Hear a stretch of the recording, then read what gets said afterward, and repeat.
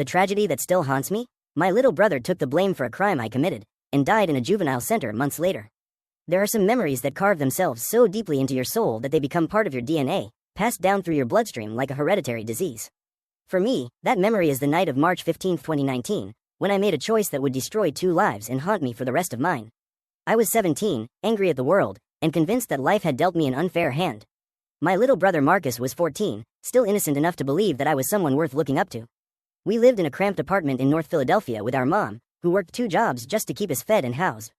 Dad had left when Marcus was 8, taking with him any semblance of stability our family had managed to maintain. "You're the man of the house now," Mom had told me after Dad disappeared, but I'd never wanted that responsibility. I wanted to be a normal teenager, not a surrogate father to my little brother and a source of support for my exhausted mother. Instead, I found myself growing angrier with each passing month, resentful of the burdens I hadn't asked for and bitter about the opportunities I felt were being denied to me. Marcus, on the other hand, seemed to handle our circumstances with a maturity that made me feel even worse about my own attitude.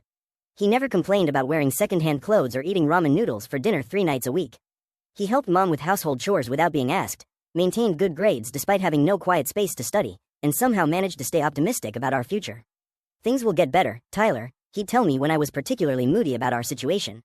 "Mom's working toward that promotion, and you're going to graduate soon. Everything's going to work out." His faith in our family's ability to overcome our struggles only made me feel more guilty about my own negative attitude, which in turn made me even angrier. It was a vicious cycle that I couldn't seem to break, and it was leading me toward increasingly poor decisions. I'd started hanging around with a group of older kids who dealt drugs in our neighborhood, not because I was interested in selling but because they represented a kind of freedom and power that felt appealing. They had money, respect, and the ability to take what they wanted without asking permission. When you're 17 and feel powerless in every aspect of your life, that kind of autonomy looks like salvation. "You're better than those guys," Marcus would say when he saw me with them. "You're smart, Tyler. You could go to college. Get out of here. Why are you wasting time with people who are just going to drag you down? You don't understand anything." I'd snap back, frustrated by his refusal to see how limited our options really were. "College costs money we don't have. Getting out of here takes opportunities that people like us don't get."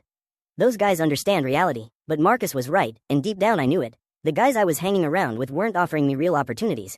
They were offering me temporary escape from the responsibilities and frustrations that defined my daily life. And that escape was about to cost me everything. The night everything went wrong started innocuously enough. I was walking home from basketball practice when I ran into Derek Wilson, one of the older guys I'd been spending time with. He was agitated, pacing back and forth on the corner near our apartment building, clearly upset about something. "Tyler, perfect timing," he said when he saw me.